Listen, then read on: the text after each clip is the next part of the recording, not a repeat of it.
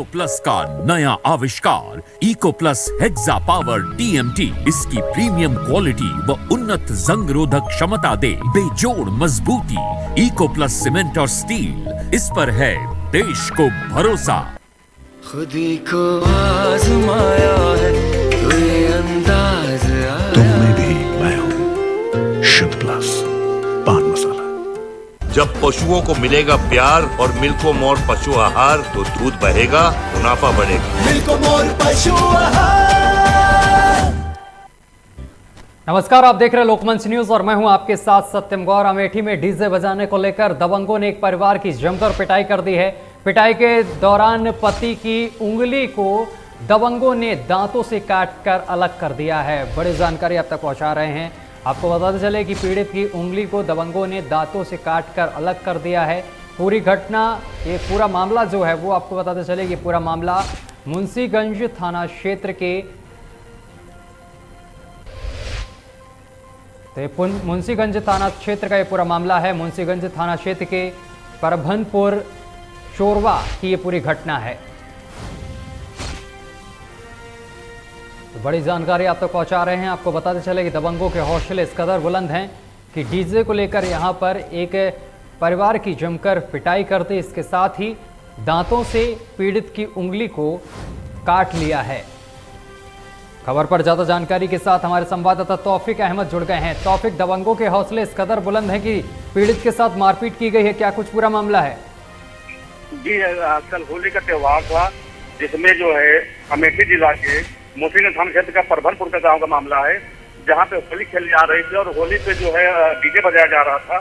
DJ की आवाज को एक परिवार ने इसको मना किया कि डीजे की आवाज को साउंड को या बंद कर दिया जाए या अलग कर दिया जाए, जिससे होली खेलने वाले जो है कुछ हो गए और जो है इसके परिवार को पीटा और एक पुरुष जो उससे आदमी का जो मान कर रहा था, इसके कलर उसके जो है दांत से उंगली का जो है पूरी काटी गई कि उंगली जो है उसके हाथ से बाहर ही हो गई है। जी तौफिक, इस पूरे मामले को लेकर पुलिस की तरफ से क्या कुछ कार्रवाई की गई है? जी, पीड़ित की तरफ से थाना जो है मुंशीगंज में तहरीर दी गई है और मुकदमा दर्ज हो गया है। पुलिस का कहना है कि शीघ्र ही आरोपियों को जो है गिरफ्तार किया जाएगा। चलिए, तमाम जानकारी साझा करने के लिए बहुत बहुत शुक्रिया आपका।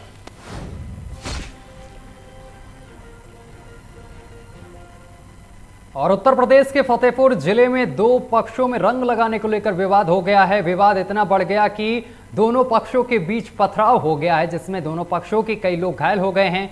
घटना के दौरान मौजूद पुलिस ने बीच बचाव कर मामले को शांत कराया है, लेकिन उपद्रवियों ने पुलिस के ऊपर भी पथराव कर डाला है। घटना की सूचना पर मौके पर भारी पुलिस बल और डीएम पहुंचे हैं, जिसके बाद एसपी ने घटनाक्रम का जायजा लिया है, लेकिन उपद्रवियों का गुस्सा शांत नहीं हुआ है और डीएम, एसपी सहित पुलिस के कई गाड़ियों में पथराव किया गया है। इस दौरान महिला पुलिसकर्मी सहित कई पुलिसकर्मी भी घायल हुए हैं, जिन्हें इलाज के लिए अस्पताल में भर्ती कराया गया है। और इसके साथ ही आपको बताते चले कि जहां डॉक्टरों ने हालत गंभीर देखते हुए प्राथमिक उपचार के बाद जिला अस्पताल रेफर कर दिया है, वहीं ग्रामीणों ने पुलिस पर लापरवाही का आरोप भी लगाया है। पुलिस की मौजूदगी में यह पूरा घटनाक्रम हुआ, लेकिन पुलिस ने कोई कार्रवाई नहीं की है, ये ग्रामीणों का कहना है। तो घटना की सूचना पर भारी पुलिस बल तैनात है, लेकिन पुलिस के ऊपर भी पथराव किया गया है। पुलिसकर्मी भी इस पूरे घटना में घायल हुए हैं। फतेहपुर से बड़ी जानकारी आप तक पहुंचा रहे हैं। एसपी डीएम की गाड़ी पर भी पथराव किया गया है। दो पक्षों में रंग लगाने को लेकर यह पूरा विवाद हुआ और विवाद इस कदर बढ़ गया कि दोनों पक्षों में ईंट पत्थर चलने लगे और ईंट पत्थर के दौरान पुलिसकर्मी बीच बचाव जब करने पहुंचे तो पुलिसकर्मियों के ऊपर भी हमला कर दिया गया। कई लोग दोनों पक्षों से घायल बताए जा रहे हैं। फिलहाल घायलों को पुलिस ने अस्पताल में भर्ती करा दिया है और कई पुलिसकर्मी भी इस पूरे घटनाक्रम में घायल हुए हैं। तो बड़ी जानकारी आप तक पहुंचा रहे हैं फतेहपुर से, जहां पर आपको बताते चले कि रंग लगाने को लेकर दो पक्षों में विवाद हो गया और विवाद इस कदर बढ़ गया कि दोनों पक्षों में जमकर ईंट पत्थर चले हैं। तो बड़ी जानकारी इस वक्त की हम आप तक पहुंचा रहे थे और अगली खबर का रुख करेंगे। अगली खबर इंदौर से सामने निकल कर आ रही है। ऑल इंडिया दाल मिल एसोसिएशन द्वारा दाल मिलों की नवीन तकनीकों को लेकर 24, 25 और 26 मार्च को एक एग्जीबिशन का आयोजन किया जा रहा है, एग्जीबिशन का आयोजन किया जा रहा है। इन 3 दिवसीय एग्जीबिशन में देश भर से 2000 से ज़्यादा दाल मिल्स एवं दलहन और खाद्यान्न व्यापारी प्रतिनिधि यहाँ पर सम्मिलित होंगे और इसमें हिस्सा लेंगे। एग्जीबिशन में भाग लेने के लिए America, Japan, Canada, Germany, Turkey, Spain, चीन और कोरिया के अतिरिक्त अन्य देशों से एक्सपर्ट आ रहे हैं। एक प्रेस वार्ता में उक्त जानकारी दी गई है।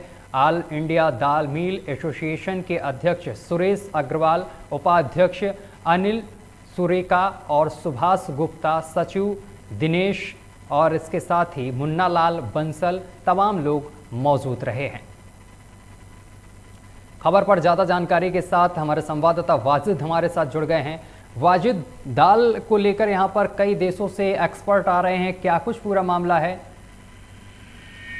जी बिल्कुल, मैं आपको बताना चाहूंगा, ऑल इंडिया मिल एसोसिएशन द्वारा दाल मिल की नवीन तकनीक, जो एक नई टेक्नोलॉजी को लेकर 24, 25 एवं 26 मार्च को एक एग्जीबिशन का आयोजन किया जा रहा है और ये 3 दिवसीय एग्जीबिशन रहेगा। इसमें देश भर के 2000 से ज्यादा दाल मिलर्स एवं दलहन खाद्यान्न व्यापारी जो प्रतिदिन सम्मिलित होते रहेंगे और इस एग्जीबिशन में भाग लेने के लिए अमेरिका, जापान, कनाडा, जर्मनी और टर्की, स्पेन जैसे बड़े बड़े देशों से हमारे देश में ये आएंगे और ये प्रेस वार्ता में बताया गया। और ये पूरा एग्जीबिशन इंदौर में होने जा रहा है 24 मार्च को सुबह 9:30 बजे से, जिसमें मध्य प्रदेश के राज्यपाल महामहिम मंगू भाई पटेल के कर कलमों से या मतलब शुभारंभ होगा। जी वाजिद, हमारे साथ बने रहिए, आगे भी आपसे खबर पर अपडेट लेंगे। देखो, देश के दाल मिल व्यापारी हो, आयन सीड के व्यापारी हो और किसान, सभी के लिए लाभदायक है। सब प्रकार की इसमें मशीनें हैं, दाल मिल की अधिकतम मशीनें हैं और जो खेत में मट्टी और डंठल आती है वो क्लीन करने की इसमें बेहतर क्वालिटी की मशीनें हैं। टर्की की मशीन आई है, चाइना की मशीन आई है। तो ये जो मशीनें हैं, ये खेत में जो माल पैदा होता है, चाहे दागी हो, डैमेज हो, डिसकलर हो, उन सबको अलग अलग करने का दायित्व इन मशीनों का रहता है। इनको कलर सार्टेक्स मशीन भी बोलते हैं। तो जिस प्रकार इसमें मशीन में कलर का हम सिलेक्शन करेंगे उस प्रकार की वो दाने को अलग कर देगी। तो जो गेहूँ किसान बोता है उसको सिलेक्ट गेहूँ मिलेगा, जो सोयाबीन बोता है वो भी आधुनिक मशीनों से क्लियर करके मिलेगा और दाल इंडस्ट्रीज को भी इन मशीनों से काफ़ी अच्छी दाल बना के आम उपभोक्ता को देश में सप्लाई करने में मदद मिलेगी। इंदौर स्टार्टअप की दुनिया में उन्नति करे और एक सक्रिय भागीदार बने, इस उद्देश्य को AIC प्रेस्टीज अथक प्रयासरत है। इंदौर में AIC प्रेस्टेट एक अत्याधुनिक स्टार्टअप एक्विजिशन सेंटर है जो नीति आयोग के अधीन है। यहाँ स्टार्टअप टेक्नोलॉजी द्वारा तरह तरह के इनोवेशन करते हैं। यहाँ पर 45+ यानी 45 से अधिक स्टार्टअप हैं और जिनको मेटरिंग और फीडिंग सहायता देते हैं। तो इस तरीके के स्टार्टअप हैं 45 से भी अधिक। स्टार्टअप इंडिया की फीडिंग को लेकर AIC प्रेस्टीज ने गुरुवार को एक विशेष आयोजन रखा है जिसमें भारत सरकार, नई दिल्ली की ओर से AIM के अधिकारी आएंगे और जिनके द्वारा इसमें से कुछ चुने हुए स्टार्टअप को फीडिंग दी जाएगी।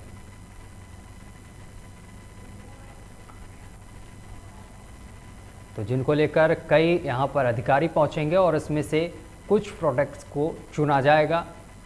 45+ प्रोडक्ट हैं यहाँ पर। तो तस्वीरें हम आपको दिखा रहे हैं हर प्रोडक्ट की। इस तरीके से ये प्रोडक्ट यहाँ पर रखे गए हैं। तो बड़ी जानकारी आप तक पहुँचा रहे हैं इंदौर से, जहाँ पर आपको बताते चले कि इंदौर में स्टार्टअप की दुनिया में उन्नति करे और एक सक्रिय भागीदार बने, इस उद्देश्य को AIC प्रेस्टीज अथक प्रयासरत है इसको लेकर। और इंदौर में AIC प्रेस्टीज एक अत्याधुनिक स्टार्टअप एक्विजिशन सेंटर है।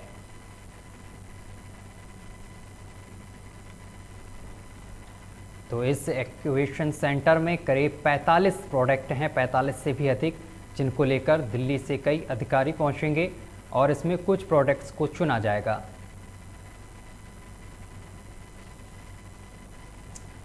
और उत्तर प्रदेश के जनपद मुरादाबाद के मझोला थाना क्षेत्र के काशी राम कॉलोनी में दो पक्षों में किसी बात को लेकर विवाद हो गया था और विवाद इतना बढ़ गया कि दोनों पक्षों में जमकर मारपीट शुरू हो गई।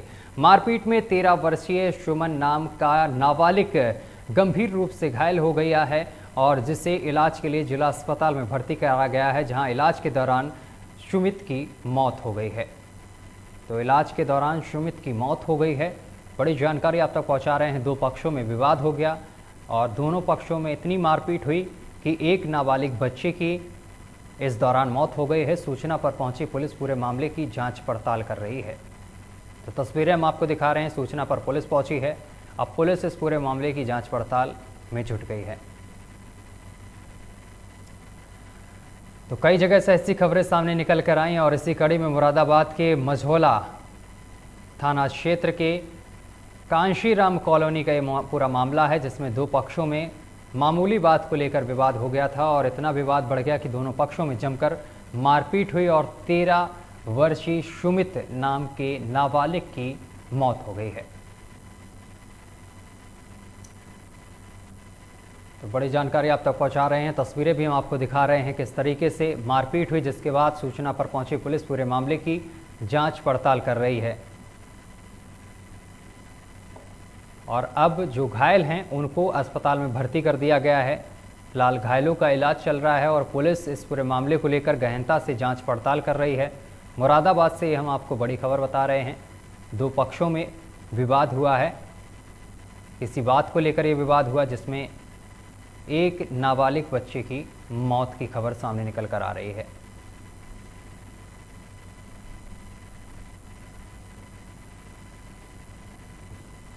तस्वीरें भी हम आपको दिखा रहे हैं। मारपीट के दौरान नाबालिग बच्चा गंभीर रूप से घायल हो गया था, जिसे इलाज के लिए अस्पताल में भर्ती कराया गया और उसकी मौत हो गई।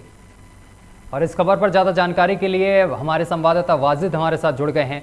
वाजिद, मुरादाबाद में दो पक्षों में इतना विवाद बढ़ गया कि एक नाबालिग बच्चे की जान चली गई है। पुलिस ने अभी तक क्या कुछ कार्रवाई की है? जी देखिए, बिल्कुल बताना चाहूंगा, मुरादाबाद के मझोला थाना क्षेत्र का ये पूरा मामला है, जहां पर होली के पर्व को लेकर के दो पक्षों में विवाद हो गया था। विवाद इतना बढ़ गया था कि खूनी संघर्ष के रूप में विवाद सामने आ गया था, जिसमें एक मासूम के गंभीर चोट आई थी, जिसे मुरादाबाद के जिला अस्पताल में पुलिस द्वारा भर्ती कराया गया था, जहां पर उपचार के दौरान मासूम की मौत हो गई है। पुलिस आगे की कार्रवाई में जुटी हुई है और आगे के जो भी साक्ष्य सामने आएंगे पुलिस उसके खिलाफ कड़ी कार्रवाई की बात कह रही है। जी, इस पूरे मामले को लेकर अभी किसी की गिरफ्तारी हुई है वाजिद? जी देखिए, बिल्कुल अभी पुलिस जो है मामले की जांच कर रही है। जो भी इसमें सत्य दोषी पाया जाएगा पुलिस उसके खिलाफ कड़ी कार्रवाई कर जेल भेजने की बात कह रही है। चलिए वाजिद, तमाम जानकारी साझा करने के लिए बहुत बहुत शुक्रिया आपका। तुम्हारा नाम बताओ। मेरा नाम भैया अभिषेक कुमार। जो मरा है, जो मृतक है, वो तुम्हारा भाई है? सगा भाई है। क्या नाम है उसका? क्या हुआ, पूरा घटना बताओ। घटना ये हुई थी सर कि उसे रात मारा गया था 4 बजे करीब। अच्छा। जब मैं आया था 5 बजे करीब काम पे से, तो ये सोचा कि भैया 13 बजे को मारा। मैं मोहल्ले के लिए पूछताछ के लिए गया था, मुझे मेरे साथ में मारपीट। अच्छा, किसने मारा? इन्होंने मारा 5 जने थे, मैं नाम बताता हूँ। अच्छा, कितना बड़ा भैया था आपका? कितनी उम्र थी उसकी? 13 साल की। देखिए, कल रात करीबन 10 बजे काशीराम ई ब्लॉक जो ट्रिपल स्टोरी है, वहाँ पे एक सुमित नामक व्यक्ति और कुछ अन्य जो उनके खिलाफ ना उनके बीच झगड़ा हो गया था, जिसके और हाथापाई भी हुई थी, मारपीट लात घूंसे की, जैसा उसकी बहन ने हमें एप्लीकेशन में बताया है। उस हिसाब से हमें एक तहरीर मिली है। आज सुबह उसकी तबीयत बिगड़ने से उसको जिला अस्पताल ले जाया गया। वहाँ पे दौरान इलाज उसकी मृत्यु। और इंदौर में प्रॉपर्टी के दाम लगातार बढ़ रहे हैं और यही कारण है कि कई बार सौदा करने के बाद भी खरीदारों के पक्ष में रजिस्ट्री करने में आनाकानी करते हैं और जिससे विवाद की स्थिति बन जाती है। और ऐसा ही एक मामला सामने निकल कर आया है द्वारकापुरी से। यह द्वारकापुरी क्षेत्र में भी एक ऐसा मामला सामने निकल कर आया है। यहाँ पर खरीदार हरीश बशारी ने जितेंद्र पिता खुशीलाल सोनी निवासी दुर्गापुरी से उन्हीं के स्वामित्व के पास का एक मकान किराए पर किया था और एग्रीमेंट के अंतर्गत 7,11,000 रुपये देकर मकान पर कब्जा कर लिया था और शेष राशि का भुगतान रजिस्ट्री के पूर्व तय सीमा में करने का वादा किया गया था। खरीदार हरीश मकान का पूर्व भुगतान कर विक्रेता जितेंद्र सोनी से मकान की रजिस्ट्री कराने का कह रहे हैं, लेकिन सोनी और उनका परिवार रजिस्ट्री कराने की वजह नहीं बन रहा है, यानी कि रजिस्ट्री नहीं कराई जा रही है और उनके परिवार से विवाद कर रहा है। और इसी के चलते 17 मार्च गुरुवार होली की दोपहर में जितेंद्र सोनी एवं उनके परिवार की शोभा, पिंकी और चुन्नी लाल, विनायक और सुनील एवं अन्य ने मिलकर हरीश बंसारी के पत्नी रितिका बंसारी और मां उषा बंसारी के साथ जमकर मारपीट और गाली गलौज की है। खबर पर ज्यादा जानकारी के साथ हमारे संवाददाता वाजिद हमारे साथ जुड़ गए हैं। वाजिद, जमीन का ये विवाद है, प्लॉट का विवाद है और इसको लेकर पीड़ित के साथ मारपीट की गई है। इस पूरे मामले को लेकर पुलिस ने क्या कुछ कार्रवाई की है?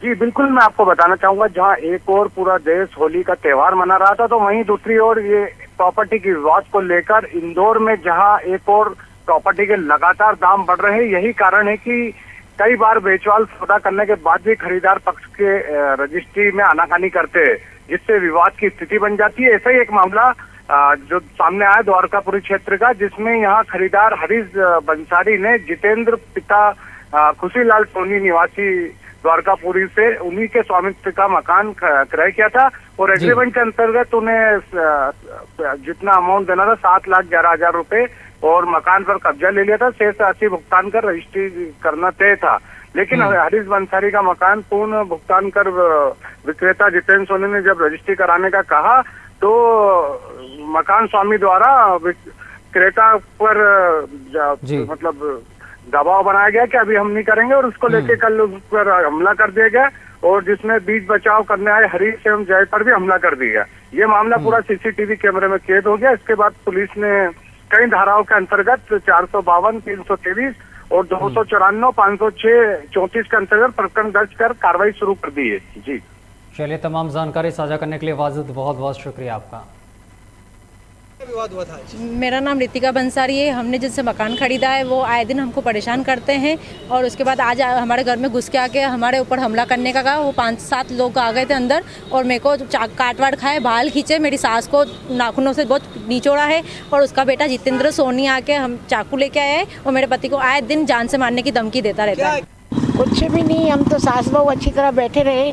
मैं जा रही थी घर से बाहर तो गालियां देने लगे कि हिंदी में बात करो, हिंदी में बात करो। अचानक ही और नीचे से उतर के आई तो उसकी बहू और बेटी आई और मेरे को देखो ऐसे यूं मारा है, बाल बाल खींच दिए और अंडे से जिनसे हमने मकान खरीदा है वो हमारे जिनसे मकान खरीदा है पिंकी नाम है उनका और शोभा, उसने मेरे बाल खींचे और नाखूनों से इतना मारा है।